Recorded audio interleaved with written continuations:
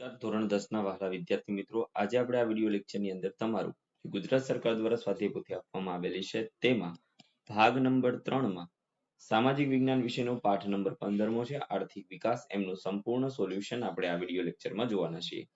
તો ચાલો મિત્રો શરૂઆત કરીએ વિભાગ A થી. તે પહેલા નાનકડી વાત કરી દઈએ કે નીચે ડિસ્ક્રિપ્શન બોક્સની અંદર એક પ્લેલિસ્ટની લિંક આપેલી છે, સાથે સાથે WhatsAppની લિંક પણ આપેલી છે, ત્યાંથી તમે તમામે તમામ વિષયના સોલ્યુશન મેળવી શકો છો. તો જોઈએ પ્રશ્ન નંબર 1. નીચે આપેલા પ્રશ્નોના માધ્ય મુજબ જવાબ. એમાં પહેલું સેવા ક્ષેત્ર, તો એમાં આવશે વ્યાપાર અને શિક્ષણ. પ્રાથમિક ક્ષેત્ર, તો એમની અંદર આવશે પશુપાલન અને મત્સ્ય ઉદ્યોગ. સમાજવાદી પદ્ધતિ, તો એમની અંદર આવશે ચીન અને રશિયા.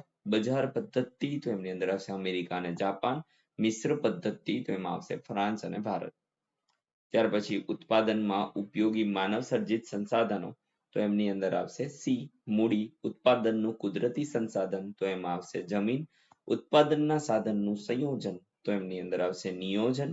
મરઘા બતકા ઉછેર, તો એમની અંદર આવશે પ્રાથમિક ક્ષેત્ર. ઉત્પાદનનું સજીવ સંસાધન, તો એમાં આવશે શ્રમ. ત્યાર પછી ખરા ખોટા જોવાના છે. આર્થિક વિકાસ એ કોઈ પણ દેશની રાષ્ટ્રીય આવકમાં થતો સતત વધારો, તો સાચું. ત્યાર પછી બીજામાં આવશે ખોટું, ત્રીજામાં સાચું, ચોથામાં ખોટું, પાંચમામાં સાચું અને છઠ્ઠામાં ખોટું, સાતમામાં સાચું. હવે ખાલી જગ્યાઓમાં પહેલું છે ભારતની માથાદીઠ આવક પ્રાપ્ત કરવા તેની કુલ આવકને કુલ વસ્તી વડે ભાગવું પડે. બીજું કારીગર દ્વારા કરવામાં આવતી પ્રવૃત્તિને આર્થિક પ્રવૃત્તિ કહેવામાં આવે છે. ત્રીજું વિકાસશીલ દેશોમાં રોજગારી તેમજ રાષ્ટ્રીય આવકમાં પ્રાથમિક ક્ષેત્રોનો ફાળો સૌથી વધુ હોય છે. જ્યારે ચોથું બજાર પદ્ધતિ એ મુક્ત અર્થતંત્ર છે. ડ છે નીચે આપેલા પ્રશ્નોના વિકલ્પમાંથી યોગ્ય વિકલ્પ પસંદ કરી અને સાચો ઉત્તર લખવાનો છે. જેમાં પહેલું વિકાસશીલ દેશોની રાષ્ટ્રીય આવકમાં થતા વધારાને શું કહેવાય? આર્થિક વિકાસ.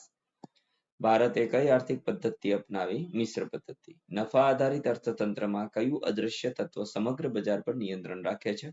તો સ્પર્ધા. ત્યાર પછીની આપણે વાત કરીએ તો ચોથું છે શ્રમિક એ પોતાની ક્ષમતા મુજબ વેતન આપી કામ લેતી પદ્ધતિ કઈ છે? તો બજાર પદ્ધતિ. પાંચમું બજાર પદ્ધતિ અને સમાજવાદી પદ્ધતિની મર્યાદાઓને કારણે બંનેનો સુમેળ સાધી અસ્તિત્વમાં આવેલ આર્થિક પદ્ધતિ તો મિશ્ર પદ્ધતિ છે. એક બે વાક્યમાં જવાબ આપવાનો છે. પહેલું છે રાષ્ટ્રીય આવક એટલે શું?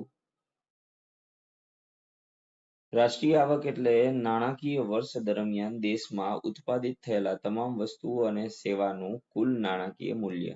બીજું વિકાસશીલ રાષ્ટ્રોમાં જોવા મળતી મુખ્ય આર્થિક પ્રવૃત્તિઓ કઈ છે? તો વિકાસશીલ રાષ્ટ્રોમાં મુખ્ય આર્થિક પ્રવૃત્તિઓમાં કૃષિ, પશુપાલન, મત્સ્ય ઉદ્યોગ, નાના પાયાના ઉદ્યોગો અને સેવા ક્ષેત્રોનો સમાવેશ થાય છે. ત્રીજું છે ગરીબ કોને કહી શકાય? તો ખોરાક, કપડાં, રહેઠાણ, શિક્ષણ અને આરોગ્ય જેવી જીવનની પ્રાથમિક જરૂરિયાતો સંતોષી શકાય તેટલી આવક ધરાવતો ન હોય તેને ગરીબ કહેવાય છે. ચોથું ઉત્પાદનમાં સાધનો કેટલા છે અને કયા કયા? તો જમીન, શ્રમ, મૂડી અને નિયોજન. અર્થશાસ્ત્રમાં જમીન કોને કહી શકાય? તો ઉત્પાદનના સાધનને કહેવામાં આવે. છઠ્ઠું સરકારની કોઈ ચોક્કસ આર્થિક નીતિ કે ભૂમિકા વગરની આર્થિક પદ્ધતિ કઈ છે? તો બજાર પદ્ધતિ. સાતમું છે જીવન ધોરણમાં લોકોને પ્રાપ્ત થતી કઈ કઈ સગવડોનો સમાવેશ થાય છે? તો રોટી, કપડાં અને મકાન તથા શિક્ષણ, આરોગ્ય તથા જીવનની પ્રાથમિક સગવડોનો સમાવેશ થાય છે. આઠમું ઉત્પાદનમાં સાધનોની મુખ્ય પદ્ધતિઓ કયા છે? તો સમાજવાદી પદ્ધતિ, બજાર પદ્ધતિ અને મિશ્ર પદ્ધતિ. ત્યાર પછી વિભાગ બી છે મિત્રો, ત્યાંથી આપણે ધીમે ધીમે સ્ક્રોલ કરતા જઈએ જે તમારે જોતું જવાનું છે.